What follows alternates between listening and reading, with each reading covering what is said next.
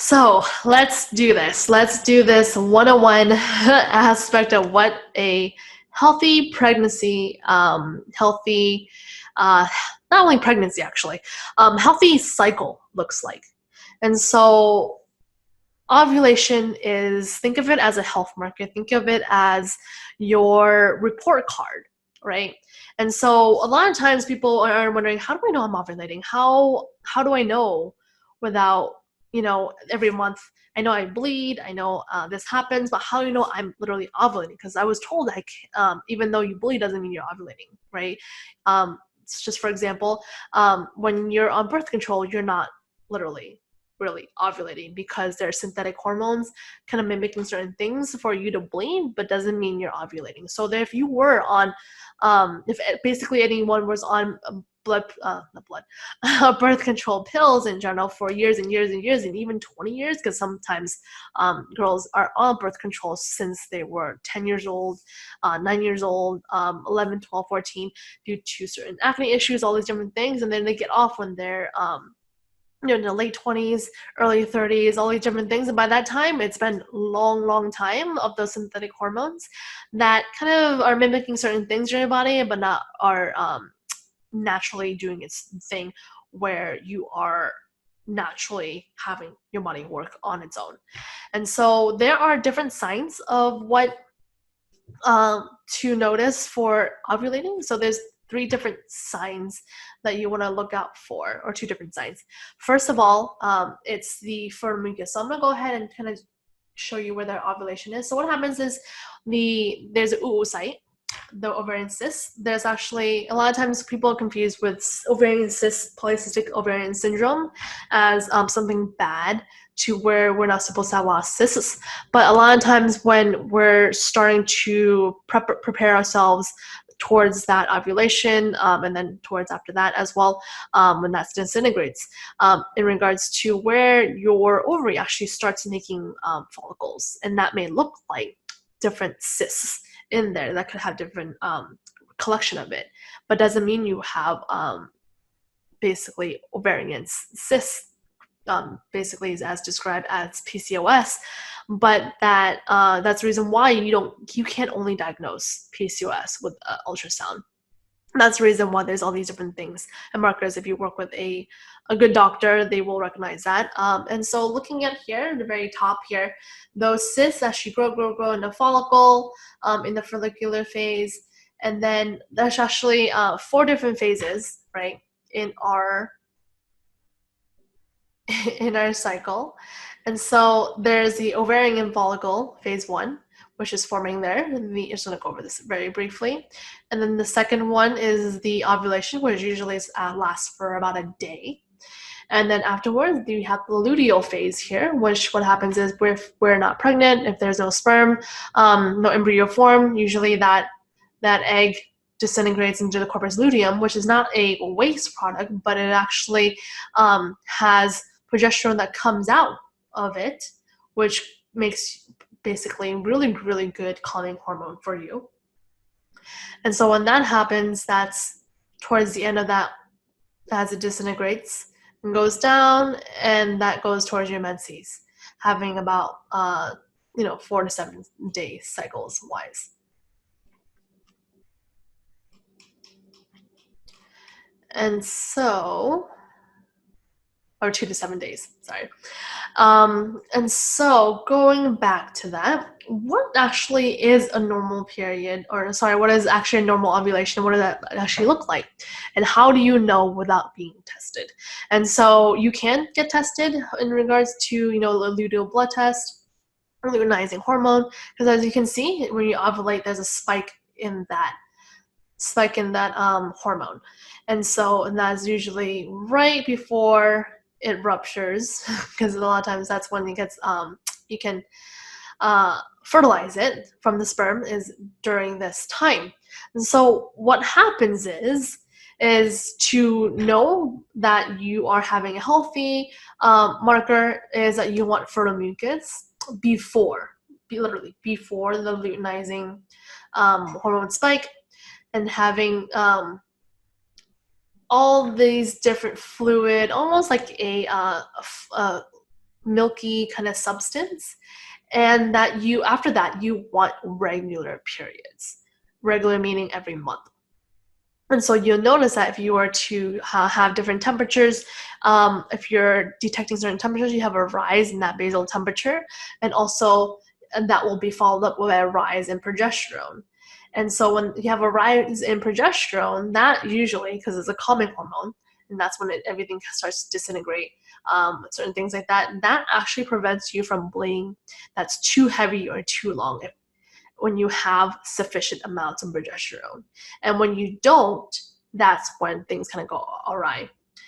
And so what you want your period to be during this time, when everything is kind of, calming down, resting phase-wise, is you want it to be very smooth, very regular, no symptoms. But the thing is, we are told, like from me, from day one, from what I knew the period was when I was 14, is that, it's supposed to have cramps. People are supposed to feel awful. They are not supposed, they are told they don't have to go to school, all these different things because they're cramping, all these different symptoms are happening, right?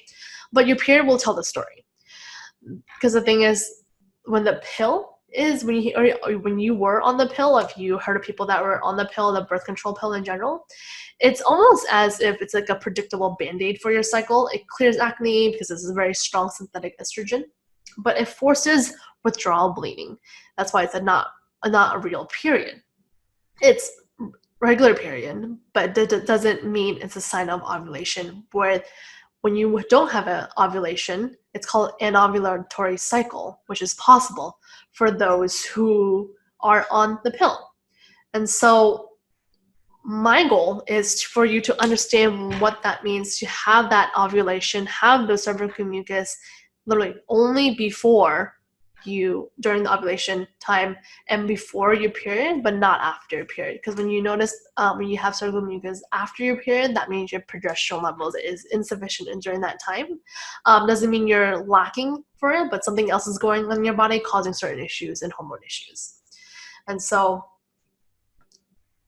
I want to help you understand what that really means, right?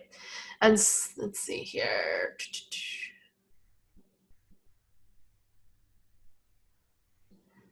So hope that is helpful. Let me just make sure. If you have any questions, feel free to leave it below. If you're watching this on live, let me know. If you're watching this on replay, let me know too. Actually, there might not be a replay because I'll be saving this on a membership site. So when you do register, or if you did register, you'll be able to get that link in there, especially if you're in this group. If you're in the Holistic Fertility Motherhood group, I'll save it for the members here because that's a perk as one of those members.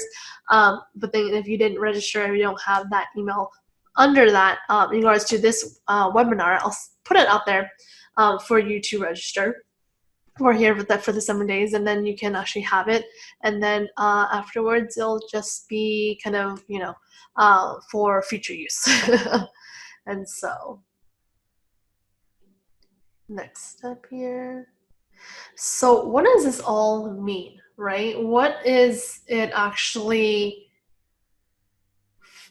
causing you to not have a regular period? What is actually causing you to not have certain things function properly? And hold and behold at that a lot of times when people tell you to relax, for certain things to just loosen your shoulders and just, let things happen, all these different things to help you not have stress, it's actually a little bit more than that. I know some people do get mad when they tell you just relax to have a baby and all these different things. That's one part of it, but not the whole part. And so I understand why you would get mad. And so stress comes in all different forms. And so there's 3 different things that actually causes certain things that we call in chiropractic a subluxation. When we are subluxated, which is where there's certain type of interference in our spine for the vertebrae to either misalign, causing kind of some things that go all right in there, inflammation in that specific vertebrae, causing our bodies to kind of have a different perspective of where our body is oriented, basically telling our brain that something's going wrong, but I can't communicate back how to fix those issues. That's a subluxation. And so either those subluxation can cause some trauma, Either we're sitting a lot, we're having a certain kind of posture a lot, holding certain things, sleeping a certain way for that may have jerked or kind of misalign that, causing more inflammation, and then life happens and things pile on top of each other, car accidents happen, all these different things, right? Now what happens is when you add on to certain things like chemical stressors, it literally puts on to the gas. It's like, oh, it's a lot more than I can handle. That's why we kind of go more towards that sympathetic fight or flight. I need to get, there's some kind of danger happening, literally in your body, because there's something that traumatically kind of happened and minutely, dramatically that happened in your body, and you add more things like toxins, chemical stress, either from foods, either from water, whatever it is that may have happened, from your makeup too. That's why a lot of times when we detox certain things, have non-toxic things is a good idea, because who really want toxins in your stuff? That is actually better, versus because it'll just add to that trauma, add to that sympathetic nervous system stress mode. Now on top of that, when we add onto things like thoughts processes and certain things like sadness, certain things like anger, certain things like stress, thinking about stress, other people telling us to relax when we told them we can't relax, all these different things, that will basically hype up your nervous system to where you don't respond correctly, where you just our adrenal glands are just going activated, and that you're basically stuck in that, okay, something's going on, I'm stressed, in that fight or flight mode, all in that gas pedal, like we're going, everything's going in the body, and there's no time for me to go poop, there's no time for me to go eat. Right now things are going, right? That's where the gas pedal is going. That's where the traumas, the toxins, the thoughts causing that subluxation, that stress in our bodies, that it just keeps on going long-term, chronic. It's not meant to be like that. It's not meant to be stuck on this stress. It's meant to go up when there's like, oh shoot, there's a tiger chasing me. That's when I should run. That's when it happens, and then it goes down. Then you're literally having the best time in your rest and digestion, and you're chilling, you're sleeping, you're resting, all these different things. You're supposed to have so much time for that. Ideally, so much time to eat, sleep, poop, all these different things. Because from the other side, if you go down towards the brake pedal, all these different things, is the parasympathetic, the wellness cycle, is that when you're in that, you have your chiropractic adjustments to realign everything, making sure that your brain is communicating to your body in a very normal way, very correct way. Because when you have abnormal connection, abnormal signals coming from your body, that your body is like this, yet your brain is like, no, let's go back here, let's put your head back over there, but your body is like, no, it's still here, it's not happening. If you do this, things keep on trying to figure it out, and it's not figuring it out because it doesn't know why it's still like that. That's why chiropractic is so important, for things to communicate with each other, especially during pregnancy, when that uterus is growing, especially during labor as well, when that uterus is literally letting that baby, allowing that baby to do its thing, to go down your birth canal, all these different things. It is literally connecting to your brain and saying, okay, let's have it contract, let's have it relax, let's help the baby, oh, let's stop, let's rest. All these different things is literally from your brain to your body, and that chiropractic is helping you realign that and be in that wellness cycle, be in that parasympathetic state, versus being in that sympathetic gas pedal, things are going awry, is a disease cycle over and over again. Because a lot of times, if you heard about this, is when moms are in the delivery room, or they rush to the hospital when they're after their water breaks, then once they hit the hospital, they stop giving birth. Things just go kind of just hold up, almost like if your butt's kind of sucked in, or you just held your butt really tightly. You don't want things to come in or come out because you're just so stressed out. Literally, because you're running blood or going through your muscles, all these different things. The last thing it is going to your organs. That's where it's so important to make sure that you're in this state. And so I know I'm processing a little bit more on that, because this is how important it is. As you notice on here, the HPA, the hypothalamus pituitary adrenal glands axis is literally the one that works with your body. And what happens is when it gets interfered with the monthly cycles, this system is supposed to work on its own without you thinking about it. The parasympathetic aspect or the sympathetic aspect. What happens is when you are stressed out in your brain, it tells the pituitary gland and then it goes to your adrenals. So, okay, let's make cortisol because I'm so stressed out. Now let's continue chasing the tiger. Chasing away from the tiger, making sure that you're in survival mode, right? Continue. Now you're stressed out. There's a version of real stress versus perceived stress. Real stress is that tiger chasing you. Perceived stress is you thinking that I may, financially it's not happening, or, spend a little bit more, or what else is there? Or I don't have enough time, there's no time, I need to do this, then that, for this errand, oh my gosh, this is stressful, all these different things, and your mind can't differentiate from the tiger versus you don't have you're 15 minutes late, right? That stress is stress to your body, and that creates more adrenal cortisol releases through your body. So you're not be able to digest and all these different things, which I will go over to what that looks like in regards to your sex hormones. And so the other axis to understand the functional, biological, neurochemical aspect to our bodies is the hypothalamus in the brain will tell the pituitary to make FSH and LH, right? This is what is supposed to happen. Now, what happens is this telephone that says, okay, let's go make some more hormones. Let's go make some hormones because this is where everything is forming. Everything, is going to prepare the egg and prepare a really, really good egg, actually. Very good quality egg, very good quality sperm as well, even though I'm pointing to the female. But in regards to, because males also have all these different hormones as well. And so this is literally forming that egg in that moment. Now what happens is, what if that telephone line is cut off? What if that telephone line is either too high or too low?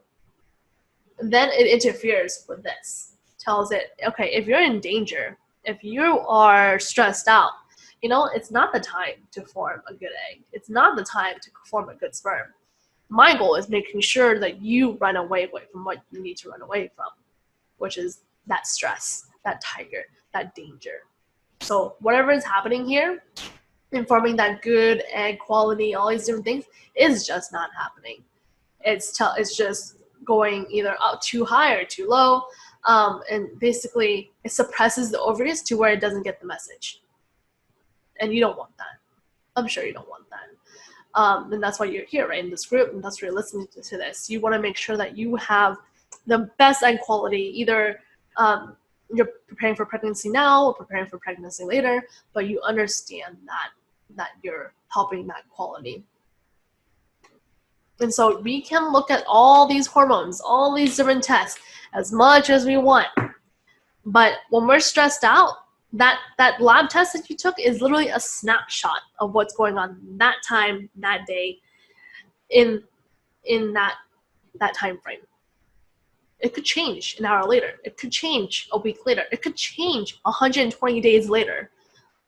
So does that mean that 120 days ago you had bad egg quality because that was low, that you're broken? Does that mean that an hour later you're broken, but an hour before you were okay? Does that mean that a week later you're broken, but a week before you weren't? What does it mean, right?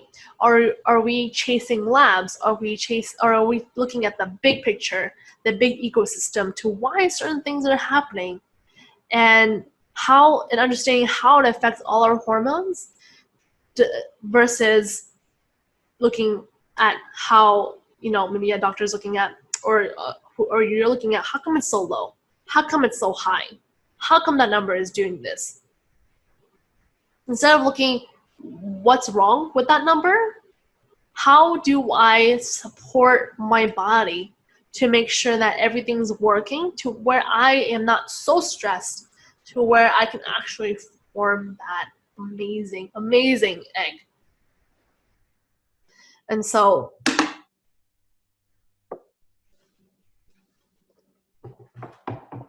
these hormones not only affect, the egg, not only affects the FSH and the LH, but there's more things to look into that. There's certain things like insulin, because insulin is also a hormone.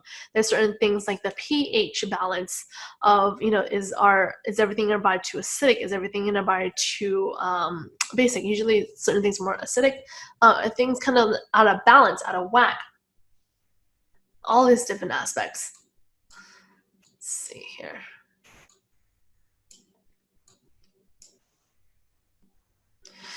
And are certain things actually working? Because the goal of your body is to protect you. The goal of your body, just because you chose to take a certain kind of hormone, that hormone is not going to be like, oh, yep, I'm going to go up, and that's it. Giving a person just progesterone because they're low in progesterone doesn't going to automatically just increase it, and that's it. It affects all the other hormones that are interfered in that cycle that I mentioned here. It affects all of those hormones. Not only that, but also your insulin, also your thyroid, all these different things. And so this may look like it's confusing to a lot of people, but when you find that it's confusing, kind of remind yourself, you're looking a little too close. Because it was for me, when I was learning this before, I was like, why does this go up, this go down? It doesn't make sense. Because I was looking at it way too close and not looking at the big ecosystem, the big picture on what everything's going on. And so there is something called, in the medical world, if your doctor hasn't told you about it or mentioned about it, it's a progesterone steal, a pregnenolone steal. Well, what happens is that your body, supposedly, your progesterone's job is to nourish your uterine lining, prepare for a fertilized egg, continue feeding and nourishing your uterus during pregnancy. And so what happens is a lot of people are told they have low progesterone. Men and women need this to balance in order for the body to work. But what happens is when they are stressed out, constantly in fear, in fight or flight mode, in that gas pedal disease cycle mode like I mentioned earlier, it interferes with your reproductive process because like I shared with you, I gotta put that in little perspective there. It does interfere with those hormones as well. It literally stops it, or thinks it just needs to go like high like crazy because you don't have enough of it. And that's your body working for itself, thinking, what is going on? I need to compensate. Personal joke there. But the major cause of miscarriage is a lot of times low progesterone. Why do you think there are so many different kinds of progesterone creams, all these different kinds of knickknacks they tell you, they mention in general, right? Because what happens is when your adrenals are producing your cortisol, all these different things, they're actually working for you. Because when you have danger, if you feel danger, you don't want to be like, la-di-la, I'm going to walk around, run around in the forest, picking these flowers. There's a tiger running after me. La-di-la, I don't care. No, your body's not like that. You're always like, no. We're going to help you survive for sure, because this is how life works. You survive or you die. And so, like, ride or die, right? Their body is saying, let's make sure that you survive. So let's give these cortisol hormones to get everything ready for you to run, for you to get out of that danger. Like I mentioned, your body doesn't know perceived danger versus real danger. So it does all these different things to get your blood supply, all these hormones, all these different signals away from your organs to everything that's needed for you to run. And so this is a neurobiochemical process. And a lot of times when this is an encompassed process as well, because it's not just a one thing. Like I mentioned, it's almost as of a balancing act. Your body will prioritize creating cortisol over progesterone because they both come from the same base. And so look at this. So down here in pregnenolone is one of those the mother hormones in a sense, is that you have progesterone here, that's cortisol here. You see how it comes from the same thing? So what happens is, I'll show you in this slide here, is that either you're, if things are going fine, things are going great, you're resting and digesting, all these different things, that pregnenolone will make progesterone for your body to do what it needs to do, like I mentioned in your, health, like cycle, all these different things. Now, when you are, and also let me just add to it, it also makes DHEA, and then also it makes estrogen and testosterone. Now this whole thing, pregnenolone, also makes cortisol. Now what happens is when your body is in a sense of danger, a sense of craziness, survival mode, it'll skip this step and be like, no, I think I need more. I need more things. I need that cortisol. I need to run. I need to run away from this. And that's how I'll survive. So if you think of this as the gas pedal versus these here, and this here is the brake pedal saying rest, let's make things work. And so coming from that, the pregnenolone, coming from that, how a lot of times when people saying, fats are bad, all these different things, is that pregnenolone is actually made from cholesterol. Now what happens is when cholesterol is not enough, or a certain type is not enough, or build up, it doesn't make certain things. And so let me just backtrack this here. Yes, so what happens is when we're told, we don't have enough progesterone, all these different things, people are told to take DHEA. The supplement DHEA, that's one of the supplements as well. Take progesterone, take pregnenolone, give the body its raw materials that you need. But is that really what you need? Is that literally going to help you when it's literally a pathway for your body to understand what's going on? When you give more, is that going to help you? Is that the real reason to why you have insufficient amounts? Because there's this option here.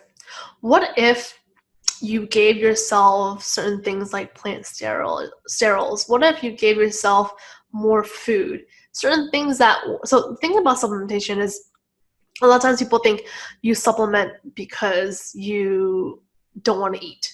You supplement because, I was one of those people. You just supplement because, you have the luxury to supplement, all these different things, right?